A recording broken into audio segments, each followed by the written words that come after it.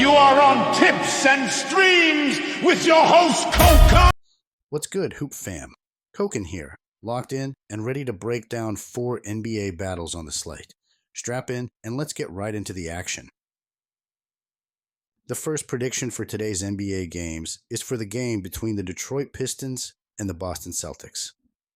Alright, guys, Koken here, and this matchup at the Garden has been sitting in my mind all day. The Pistons roll in with that shiny win streak, everybody calling them the new powerhouse, everybody jumping on the hype train.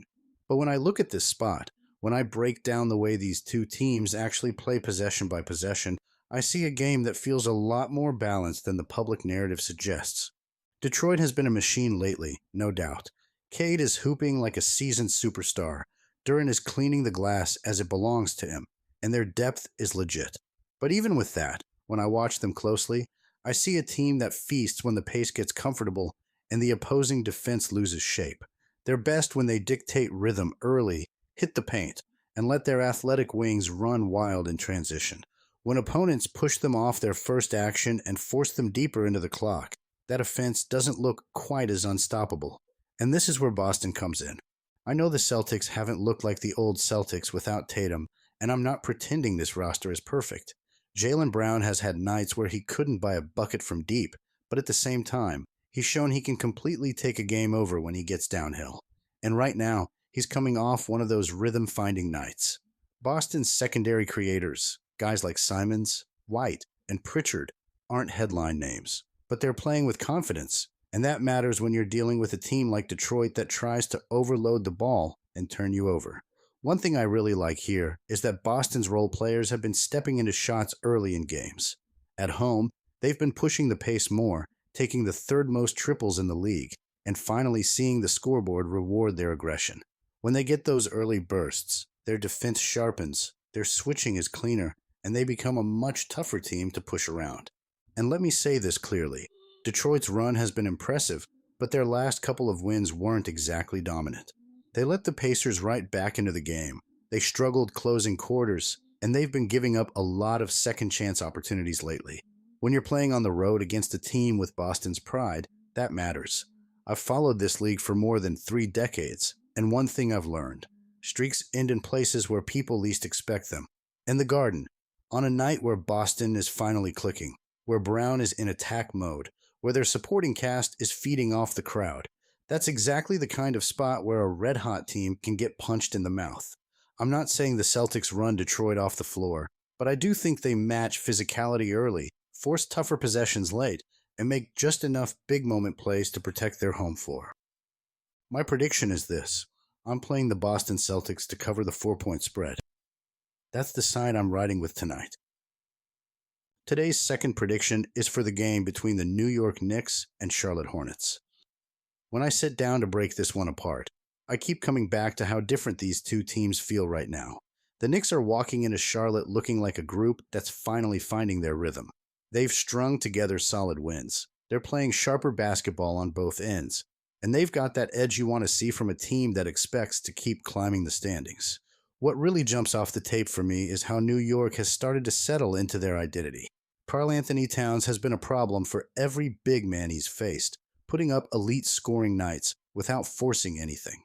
Jalen Brunson keeps orchestrating like a veteran guard who understands exactly where the pressure points are in any defense. Then there's Mikal Bridges, who just quietly fills gaps on both ends and changes the flow of possessions without needing to dominate the ball. The Knicks offense has this steady drumbeat to it lately: crisp execution, strong spacing, and an inside-out rhythm that opens up clean jumpers. Their third quarters have been especially impressive, and whenever a team consistently wins the tactical adjustments coming out of halftime, that tells me their locker room is locked in. Charlotte, on the other hand, is fighting through a pretty chaotic stretch. I'll give them credit. Even in losses, they've had moments where their young guys show real flashes. Con Newpel is shooting with confidence and giving them perimeter punch, and Colin Sexton brings that downhill aggression that keeps them competitive in spurts. And when Miles Bridges gets rolling, he can turn small runs into big ones fast.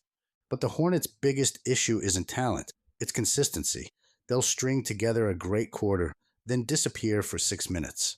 They'll build a lead, then hand it back with turnovers, defensive breakdowns, or an over-reliance on junk shots.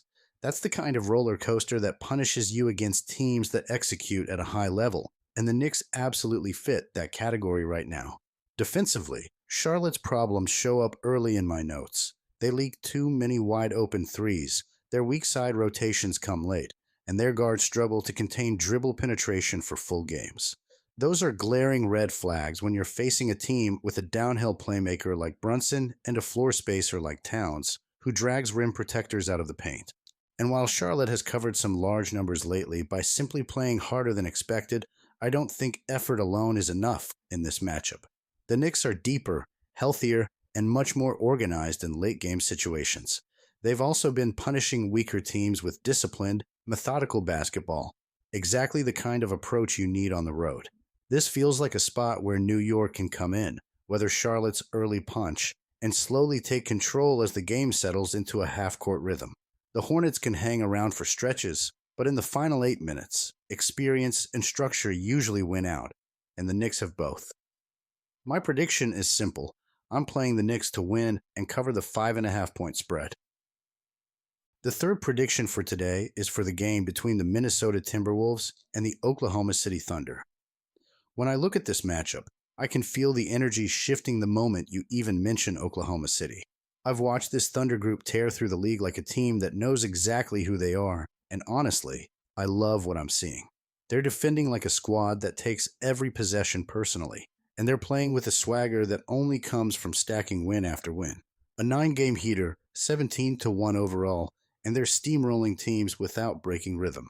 What jumps off the screen for me is how locked in they are defensively. This unit shuts down drives, rotates with purpose, and forces turnovers like it's their second language.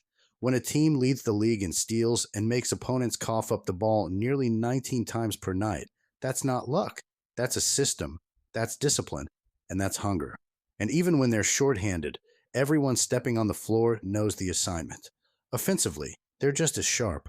I'm not exaggerating when I say they're one of the most balanced attacks in the league right now. The spacing, the ball movement, the patience, everything flows. Shai has been putting on MVP-level tape every night, and even when he's not at full strength, the rest of the roster buys in and fills the gaps. Chet has grown into a two-way problem. Hartenstein brings that interior grit, and their shooters stretch the floor in a way that forces opponents to pick their poison. Now, when I slide over to Minnesota, I see a completely different storyline. They're talented, and they've shown flashes, but I don't feel the same consistency. Everything leans heavily on whether Anthony Edwards goes nuclear, because when he's not carrying the offense, the machine starts stalling. The supporting cast has been shaky with their shot selection, and the defensive discipline hasn't matched what they showed earlier in the year. You drop back-to-back games on the road, including one where you blow a double-digit lead and let a struggling defensive team run you down. That tells me focus is slipping. And coming into Paycom Center, a place where the Thunder have been firing on all cylinders, this is not the moment to be sloppy. Head-to-head, trends tell their own story. 4 of the last 5 go to OKC, and the games played in Oklahoma have been blowouts.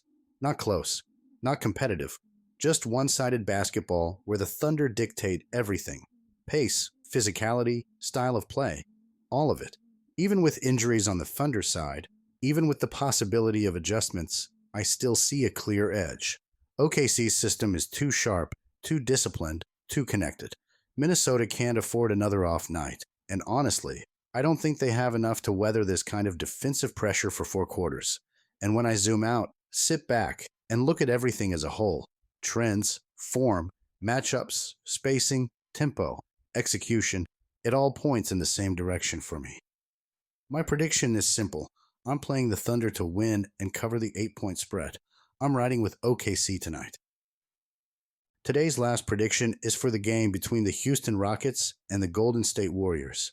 When I look at this matchup, I feel like I'm staring at 2 teams moving in completely different rhythms, but somehow meeting at the same pressure point tonight at the Chase Center. Houston comes in playing some of their sharpest basketball of the season, long, athletic, relentless on the glass, and confident even without Kevin Durant in the lineup. They've handled tough road environments, knocked off playoff caliber teams, and found ways to win with different guys stepping up.